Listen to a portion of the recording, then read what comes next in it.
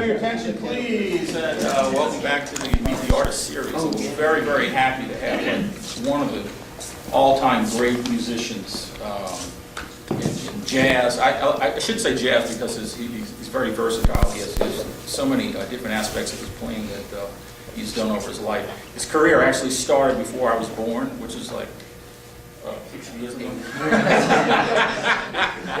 And he's played, and he's studied all the great jazz piano styles, and just an amazing musician. But I also want to introduce, to make the formal introduction for Dick, Evan Christopher, who's the person that called me and approached me about the idea of bringing him down, because he's going to be doing some performances with Evan. So how about a hand for Evan Christopher? Yeah.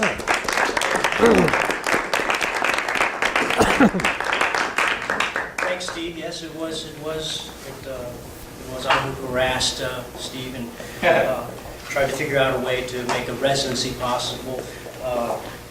Dick Hyman and I mean, as long as I've been a professional musician, I've known about him, and his career to me has just been pretty much every new discovery I made in music for myself.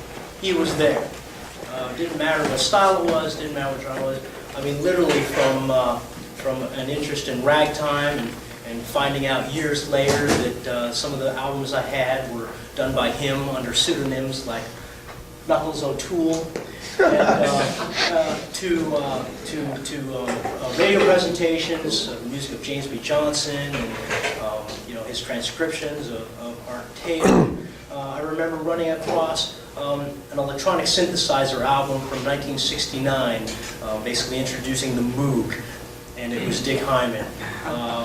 Lowry organ experiments, which ended up on compilations for lounge jazz, soundtracks for some of my favorite Woody Allen films. I mean, it didn't seem to matter where I turned in my interests in music.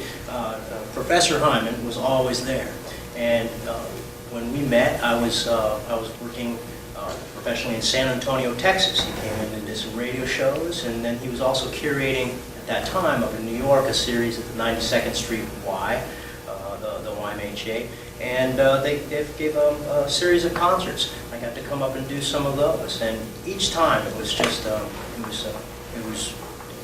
time I got to spend with them just wasn't enough, because it really literally was the history of the recorded music marketed as jazz and other things. It's a pleasure to have Dick down here in New Orleans. He's been here before for, I guess, Jazz Fest appearances, Yeah. but it's been quite a while. It has. At least since we recorded in 2006. I haven't been here in about 10 years. Yeah, okay, so so coming up on that, so I had the pleasure of inviting the professor to record on an album of mine that was slated to be done here in the fall of 2005. Needless to say, it wasn't done here in the fall of 2005. We had to do it up in New York because the federal levies failed and flooded the city. And Shannon Powell and Bill Huntington came up, and we had a great time. And now, for years, I've been saying, we should get you down here and actually play some of that music. And it just never really seemed to fit our schedules, or for whatever reasons he didn't have me. But yes, then I finally started harassing Steve and Jason Patterson at Snug Harbor, and it's my pleasure and honor to, and yours as well, to be able to meet Dick Hyman. Thank you, Ed.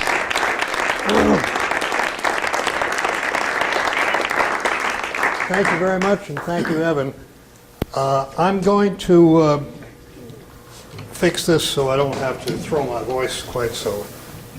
How's that? You get that? Yep. All right. I thought I would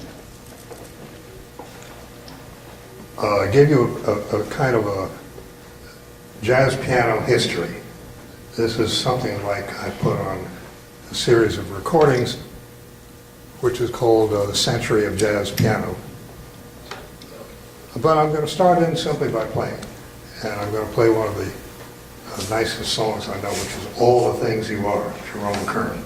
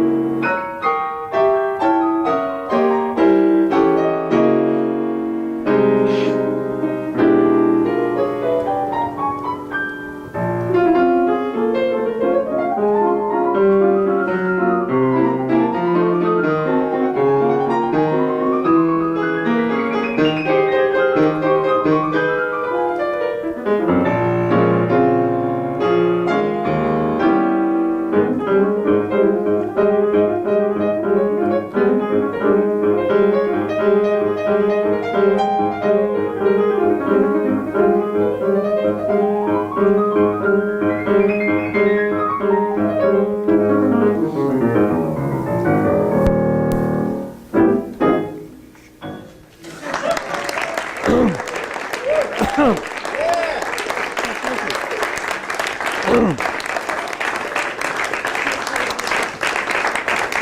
you very much. That's very kind of you. Why, any questions? Thank you. Well, and that's a treatment of all the things you are. And by the way, I put in the verse, which is not very well known, but it's a terrific second part to it. That's the part that went this way.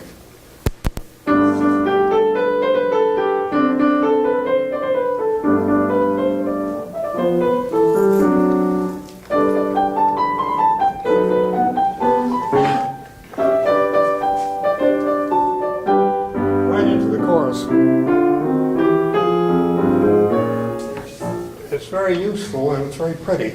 It's almost another song in itself, but it goes right into it, no modulation or anything. So I threw a lot of things into that, just so we could maybe talk about something. Anybody have any question? Or yes, sir? Who were your influences? My influences have been a lot of people, but when I was in college, I entered a contest on a local New York radio station, and the prize was 12 lessons with Teddy Wilson. So that was a big influence right there.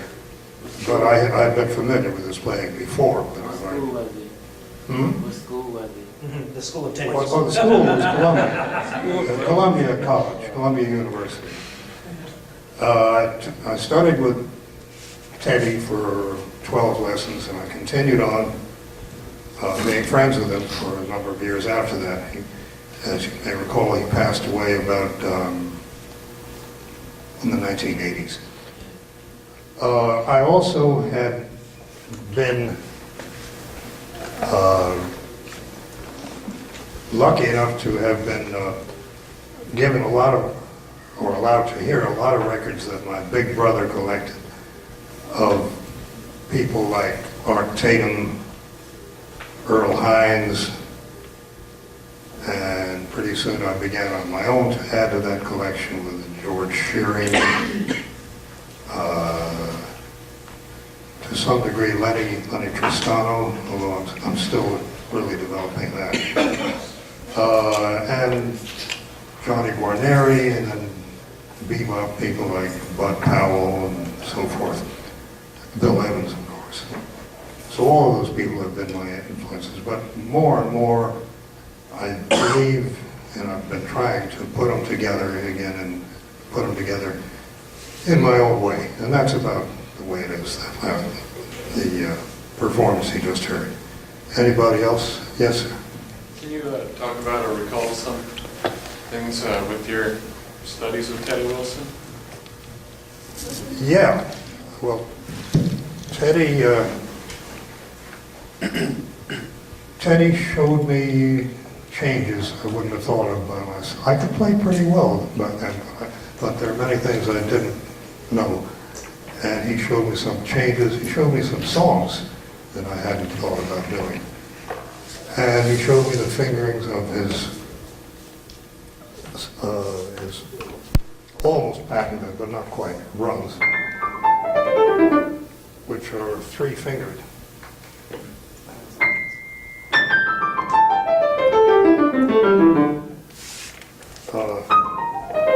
Sometimes you can get started with the help of the fourth or the fifth finger, but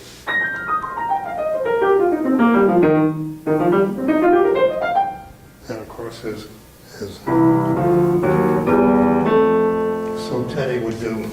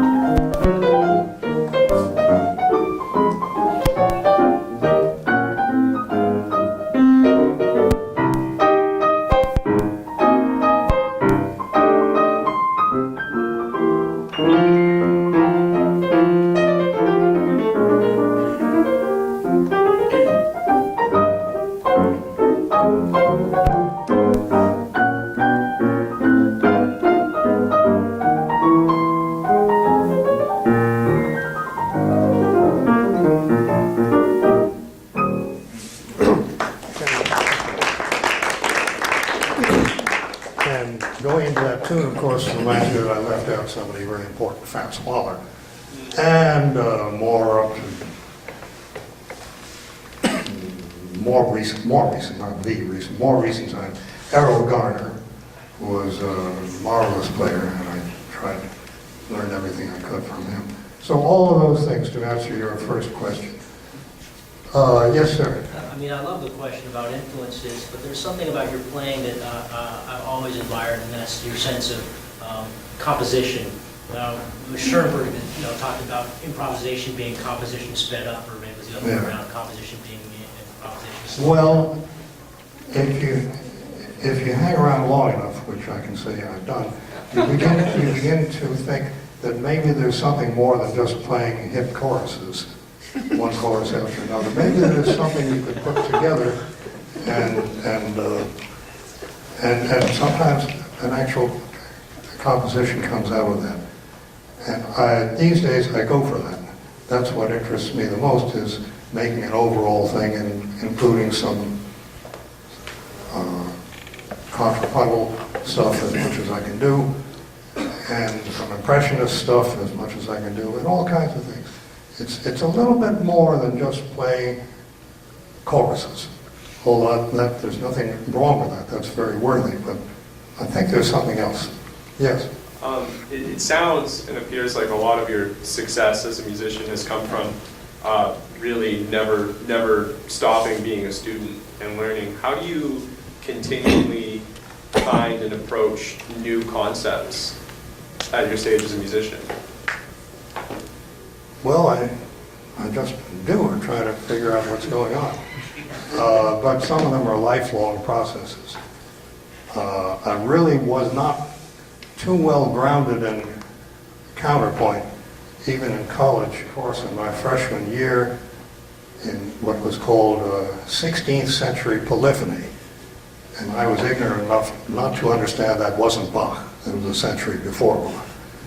And so I got very little out of that course.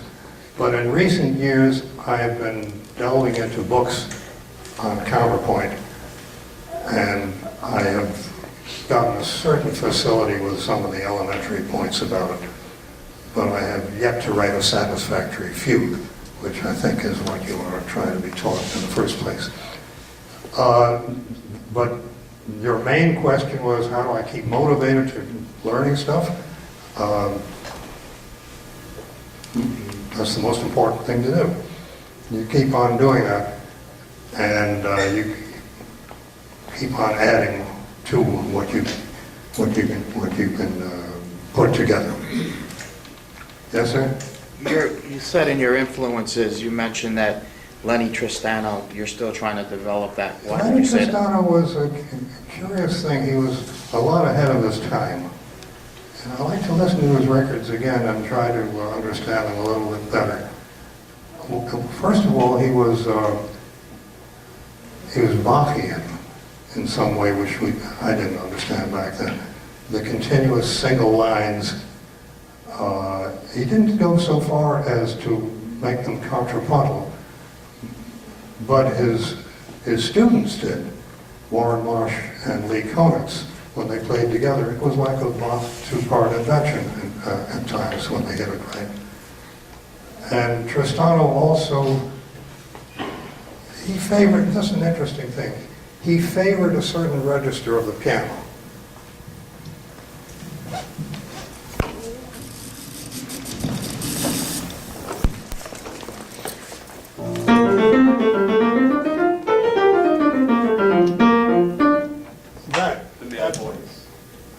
I mean the place, the range. Not this here, which is a tenor sax, largely.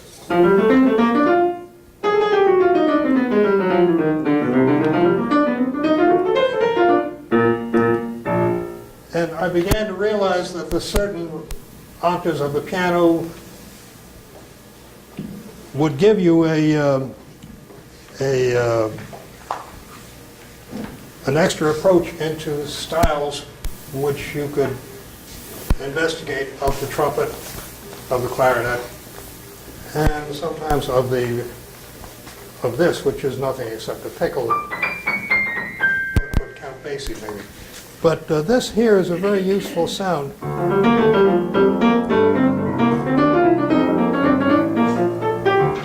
Sometimes I like to go into the trumpet range.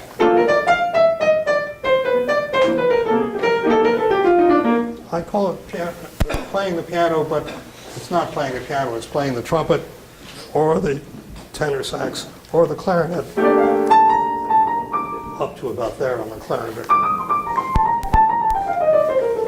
And if you do that, if I do that, I find myself influenced to begin to sound like a clarinet or a trumpet or a tenor sax. And that's another incentive. You try to get incentives from everywhere you can and put them together. Yes, sir. I'm wondering if you ever came across or made use of a style of teaching in Italy in the 18th century called partimenti. That a lot of European composers went there and I'd like to understand and studied this stuff, and it was quite improvisational and quite inspirational. Tell me about it. I don't know much about it. What's the name again? Partimenti. Partimenti. Partimenti. It's like it's figured bass and unfigured bass, where they would just give them a bass line, and then they would have to put the figures or not. But I understand that some of the really well-known composers have been heard recently that this is coming out now, that this is really a theory of music that 18th century European composers were involved in. Well, that's very interesting. I'll try to look into that particular thing. But we know that the figured bass, which is very much the same thing, and almost exactly the same as a lead sheet with chords on it, was in use in Bach's time and before, and people didn't bother to write out the accompaniment to various things, what you did behind the singer. They did exactly what we do. They had a notation of where the chord was going. They numbered them. They didn't name them as we did, but many people today prefer that system. And this was very much the same. I think I believe that the improvisation is, as you say, maybe the core of the whole thing. Some composers are more improvisatory than others, and some people benefit from having a scheme and a certain goal in mind if they're composing. But even Bach, it was said, who wrote the most ingenious and intellectual sort of music at times, he was an improviser, basically. He was an organist, among many other things, and playing organ in a church often involves going with the action and lengthening or shortening or modulating or transposing or something, all improvising techniques. Anybody else? Yes, sir. When you initially decide you want to learn an improvisational style like Earl Hines or Eddie Wilson, Julian Warren, something like that, how do you initially approach it from the start? I listen to the recordings many times, and actually I can say now over the years, but initially if I want to learn something and include it in whatever else I do, I listen to the record many times. And after a while you begin to know how the person felt while doing it, and how the hands, more exactly, how the hands feel when you get to do it. What you strive for, a combination of being automatic in your technique, but not to the point where you just play a scale and think that's it. Look, here's something I recently got involved in. I heard for another time Bach's violin concerto, the one that goes this way.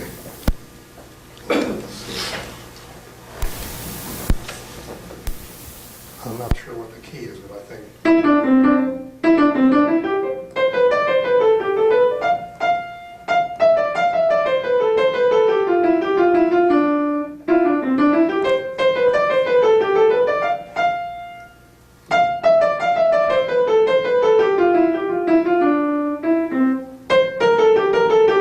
Anyhow, the thing that interested me this time was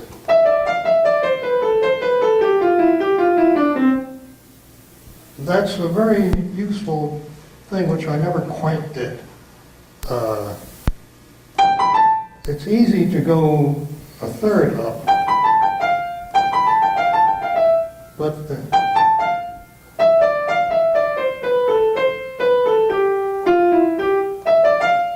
a second, it puts a somewhat different view of the world under your hands.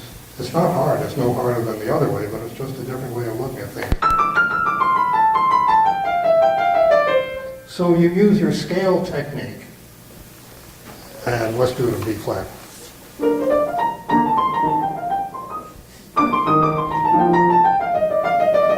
There are a lot of things that fall in a certain 3/4 rhythm, and you can apply that.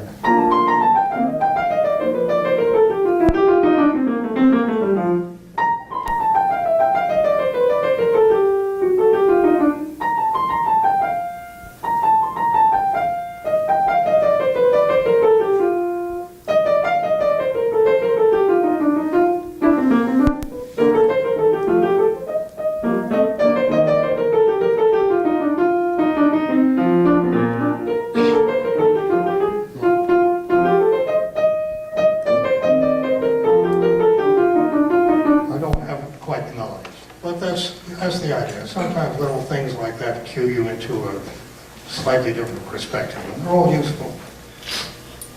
Yes, Evan? You know, talk a little bit about your approach to different stylistic vocabularies. I mean, you had lessons with Teddy Wilson, and then within 10 years, you're on the scene with swing players, Dixieland players. You also have an interest in New Orleans music at that time, and then you're playing with Sonny Stitt and cats like that. All kind of in the same period. Or was it? I found was it separate little things? Well, listen, I was making my living as a musician in New York, and I found out very early that the more things I could do, the more times I'd be hired. So I would be a cocktail pianist, a bebop pianist, a Dixieland pianist, and even a Knuckles O'Toole kind of piano. And that was kind of phony ragtime.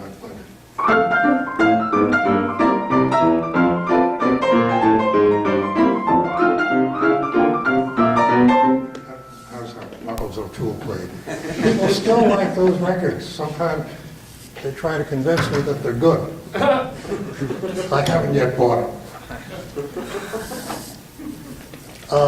The idea is, if you're playing in one of those, for sure, style bands like a bebop band or a Dixieland band, you don't want to mix up the styles. You want to play like is proper for that circumstance. Always want to play proper for whatever circumstance you're in. And I was lucky enough to be on the scene. It wasn't just jazz, as you mentioned before. It was a very, very busy scene in New York in which there were opportunities for playing all around. And in particular, in my case, every radio and television station had its own staff orchestra. NBC had the entire NBC Symphony under Toscanini, and other people too. I was on staff for NBC for 5 years, and they had me not only playing piano in a kind of a super pop jazz band early in the morning, and then doing something on television later, but I also learned how to play the organ, the Hammond organ. And it wasn't always Jimmy Smith, you know. Before that, there was soap opera organ and various things like that. And I would take a chance on things and work them out and figure out what to do. But my point is that you're always on the street, you're always liable to meet another gang of guys going to a record date over there, you're going to one over here, and there were lots of musicals in New York on Broadway which were hiring orchestras in maybe double the size that they now hire. The scale used to be, not the scale, but the number of people in a pit was 26, if I'm not mistaken, 26 and a conductor. Wow. Now it's 15 and a conductor. And the 15 always include one or two synthesizers. So that means you generally don't, since a synthesizer can do a more or less good imitation of a harp and a cellist and a second and third and fourth French horn, you don't generally get guys hired for that. Orchestras have demanded a new style of orchestration actually on Broadway. But anyhow, my point is that there was an awful lot going on, and I tried to do whatever people expected. There was one, in the days of a guy named Lester Lannon, there was a lot of work, and not only on weekends, but a lot of work playing parties and private affairs and dances and this and that, not only in Manhattan, but especially in Long Island. People would put on entertainments, dances which might go on from 9 until 1, maybe even 2 if you were lucky enough to get the overtime. And the point of being that kind of a musician and that kind of a piano player in particular was that you knew hundreds of songs. And because they didn't use sheet music. Even big bands, which they sometimes have, played a sort of a not very good, but an adequate swing band style in which everybody remembered the original arrangement. The saxophones knew that you had to go.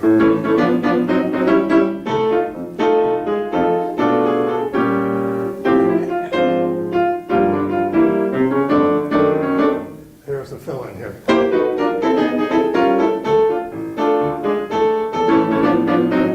Everybody knew that kind of stuff by heart. You didn't have to like it, but you had to know it. But it was fun. I played whole evenings in this style.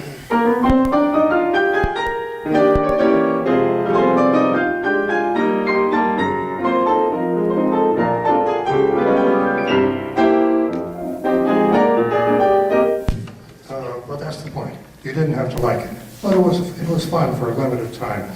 But after the first hour, it got to be worse and worse. And after the fourth hour, you wanted to scream and get out of there. It was continuous too, right? And No breaks. they were continuous, No breaks. which means that theoretically you could have a union-demanded 5 or maybe it was 10, whatever it was, it didn't often happen, off period during a given hour. But generally the rhythm section played on right through the evening. Yes, sir. Would you discuss some of the bassists and drummers you worked with during that time, and what you'd like to hear from bassists and drummers when you play with them today? Yeah.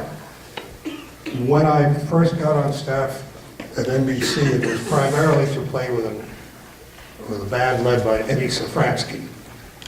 He and a lot of that generation of guys who were somewhat older than me had come off the road. The big band scene was beginning to collapse. And those musicians got staff jobs. Eddie was one of them. And he was a wonderful bass player and a good leader. And he got us on an early morning live show. Began at 7:05 in the morning, and lots of laughs, believe you. off mic.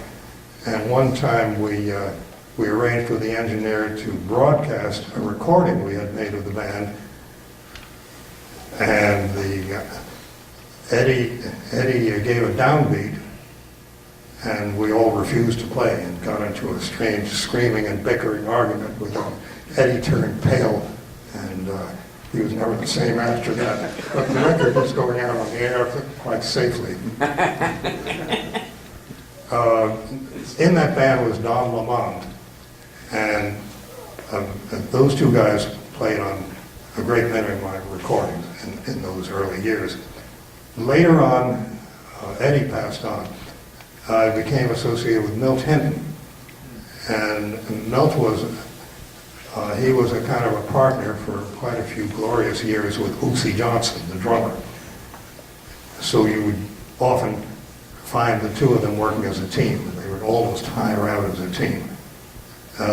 Milt, what do I expect of a bass player? Well, the right notes and time. Very often,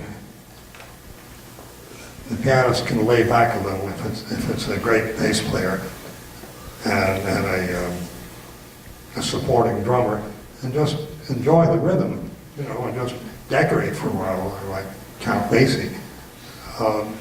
But it gets to be something different from the earlier goal, which was having the bass player and the drummer support the piano. No, on the contrary, you work as a trio, and sometimes with not so much piano. I mean, a piano part, if you're playing with guys like that, could be as sketchy as this.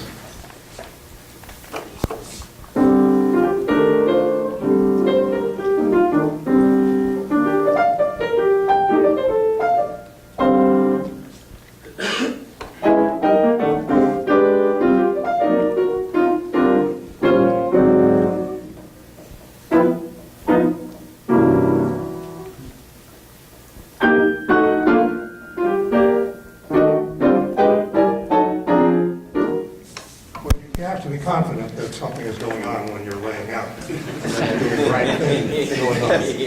And with a fellow like Milt Hinton, there was no question about that. He had perfect time, and his choice of notes were always right. And there are things about drumming, too. Of course, different styles demand different sorts of drums. Some are some are soft and some are louder, to sum it up.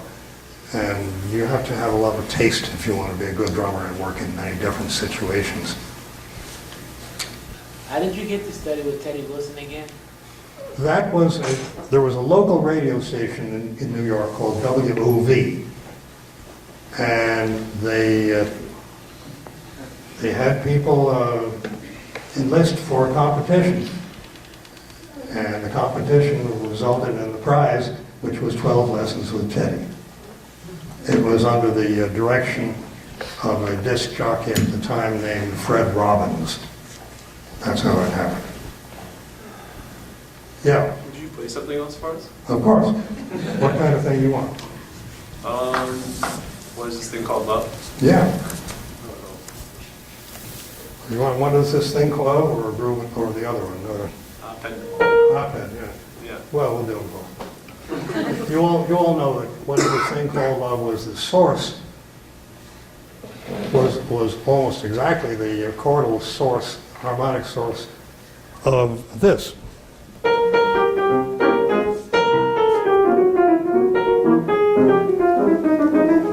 So.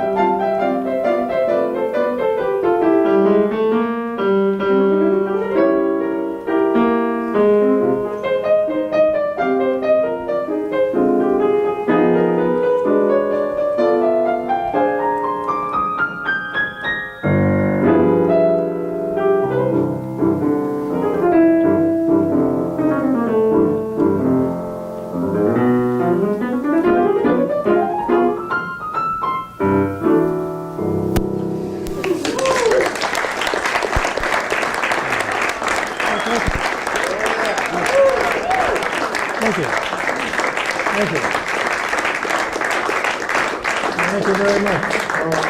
Yes, sir. How do you know what the correct changes are to play in any particular tune? Well, how do you know which are the correct changes? It depends a little bit on what you're trying to do. The correctest changes are probably what were printed.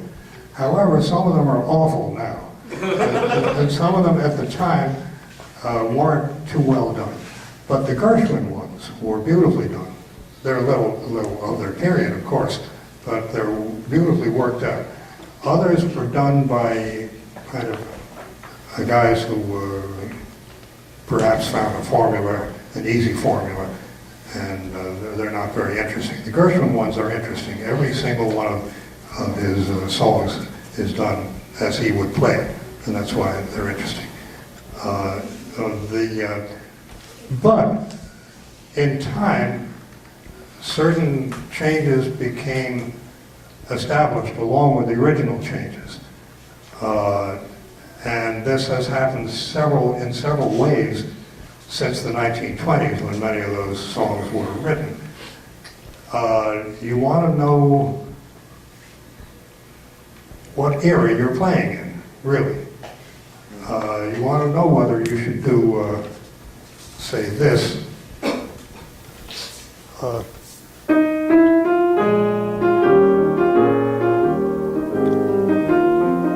That's the original, and it's very nice. But maybe you want to go. Art Tatum famously did.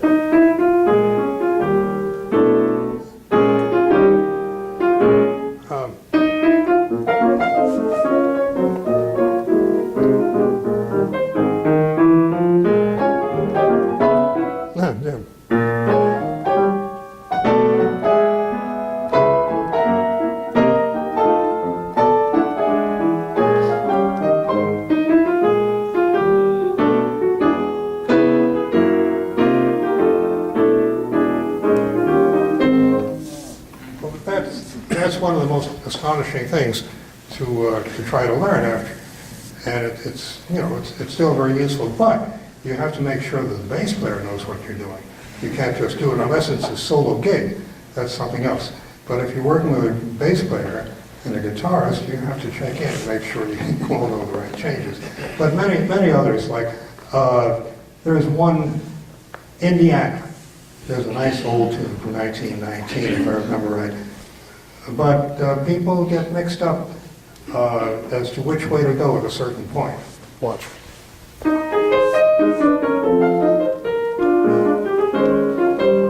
Everybody agrees with that. Many people, or,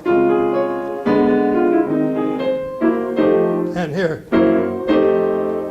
put that in or not?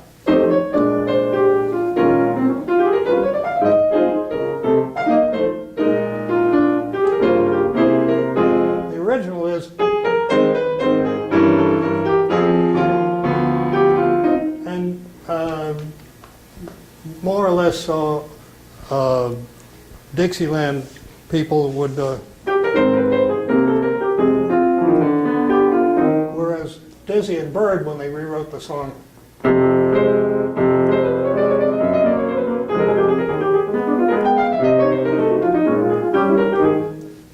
they went,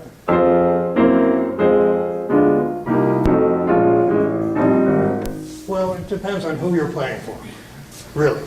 What's your instrument, sir? Guitar. Yeah, well, you have to go with the prevailing winds. Go to the piano players.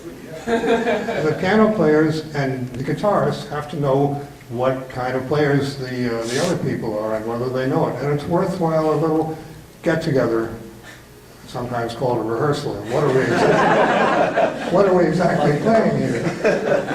And of course, it helps if everybody has a common lead sheet with the things. That helps a great deal. But if you're thrown into a jazz party situation with people whom you don't know too well, but you respect, you want to go along with what they do, pianist at least has the option of listening to see what's going on, and he won't be missed for a few beats. But the bass player can lead into the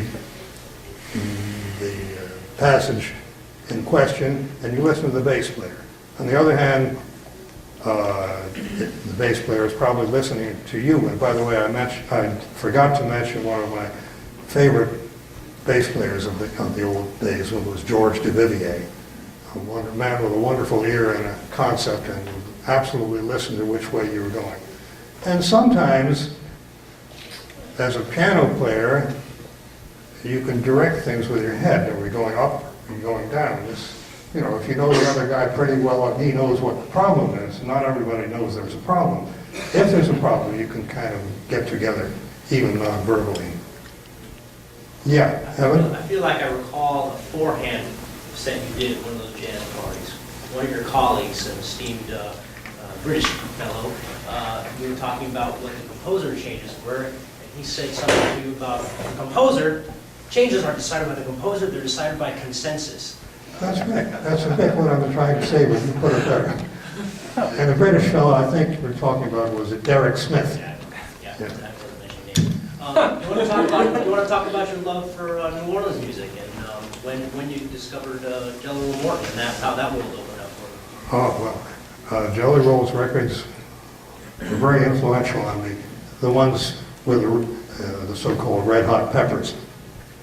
Black Bottom Stomp, Dr. Jazz, that set of things from 1926, believe it or not.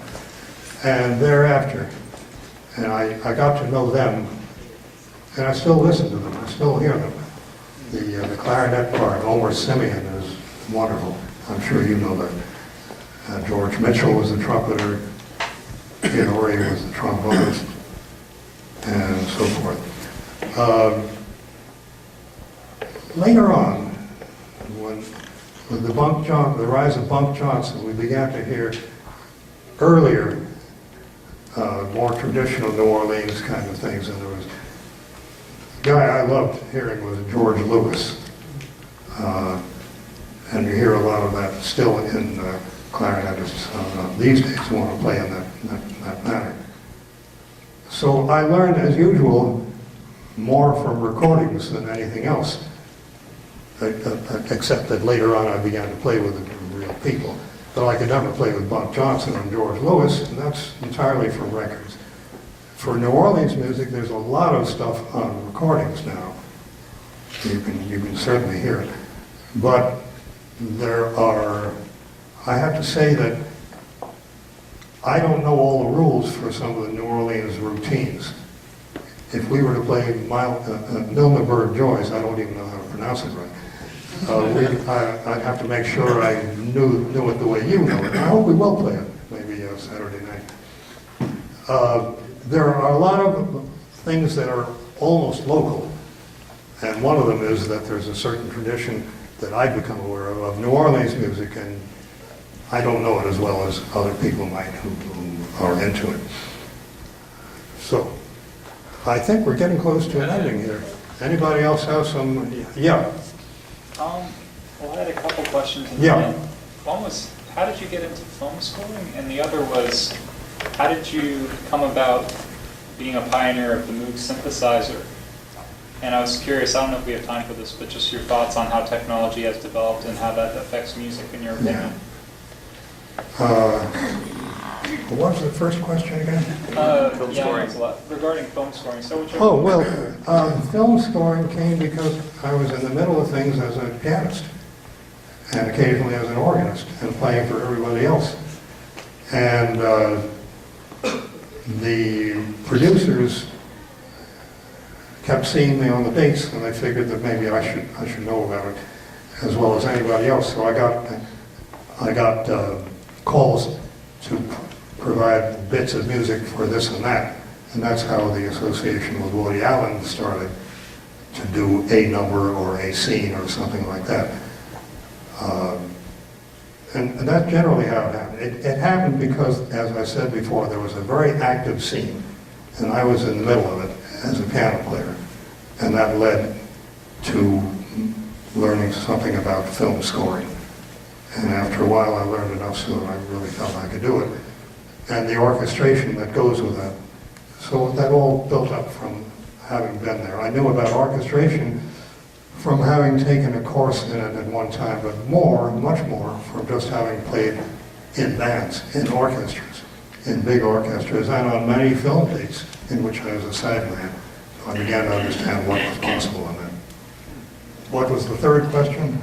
Oh, I was curious what... Oh, about the Moog. Yeah. The Moog, that was a similar thing. I was with Command Records as a pianist, and we did organ albums and piano albums. And I also played as a sideman for all the other people on the label. And one day, the Moog development took over the charts, and the people in charge of Command Records suggested that maybe I should look into that. And I did. I had a very good teacher, Walter Sear. Walter had been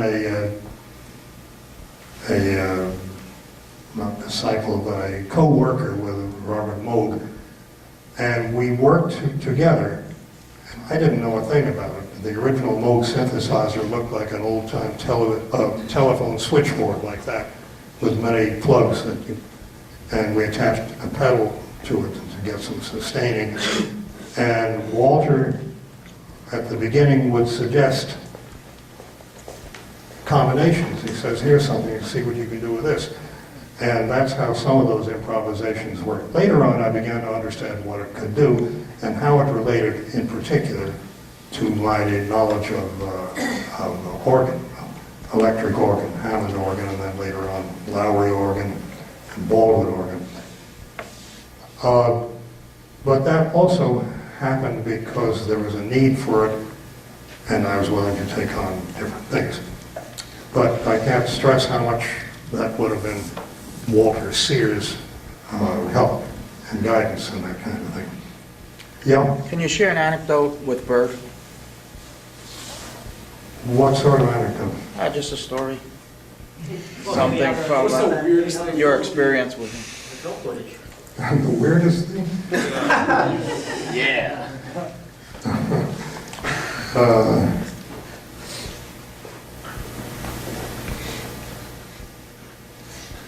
Offhand, none of them comes to mind. I think I'm going to pass on that question. But as for weird, I did work for a great many weird band leaders. Victor Lombardo, who was Guy's brother, who actually went on the road with him for a time. That was a dance band, the Guy Lombardo Sound. And I remember that he didn't like my beating my foot in time. He objected to that. And he threatened to nail the sole of my shoe to the floor. He never came to that. I think I restrained my natural sense of rhythm and didn't get to do that. We should wrap things up. I have one last, Yeah. looking at your past life, is there any particular thing that you can look to that you would say was the highlight of your, or was it one of your favorite experiences in the music business, or one or two situations that you was really glorious? Besides the fact that you're going to be playing the same part tonight. That's right. Well, I think that the things that happened early on were the most thrilling, because they were unexpected and they were brand new. Like when I was almost a kid. I think I was 23 when I went with Benny Goodman for the first time, and we toured Europe for a few weeks. Roy Eldridge was in the band. Zoot Sims was in the band. Eddie Shaughnessy was the drummer. Charlie Short was the British bass player. Toots Thielman, Zoot, and Roy. I think those were the horns. Yeah, that was the band. And we toured all over, and I felt thrilled to do that. We made some recordings of concerts, and it's still thrilling for me to hear some of those things. I think the things you get to do that are kind of big time, unquote, when you do early are the most thrilling things. on the other hand, what you do later on may be the most satisfying and maybe the things that require a bit more work, like composing or film scoring or something like that. Should we wind this up? Yeah, I guess just, so. just for a little commercial, he's going to be playing at the Sandbar tonight. Tomorrow night, you're going to be playing solo piano at Snug Harbor. Yeah. And when is your performance? Saturday. Saturday at Snug Mhm. Harbor. Yeah. And do you want to mention your Century and Jazz piano? Is that available? Well, actually, before we got so interestingly involved today, I was going to do a small version of the history of jazz piano, which I put out in a series of recordings called The Century of Jazz Piano. But we got into such interesting questions and answers that I never did get around to that. But The Century of Jazz Piano is a 6-disc album box of CDs and 1 DVD, and it starts with a piece by Gottschalk, which I never did get to, but thank you for bringing it, Evan. And it goes on through Scott Joplin and Jelly Roll and so forth. And we got to many of the topics anyhow, but the actual Century of Jazz Piano is available, and I would like everybody to hear it, so there you are. There's a new album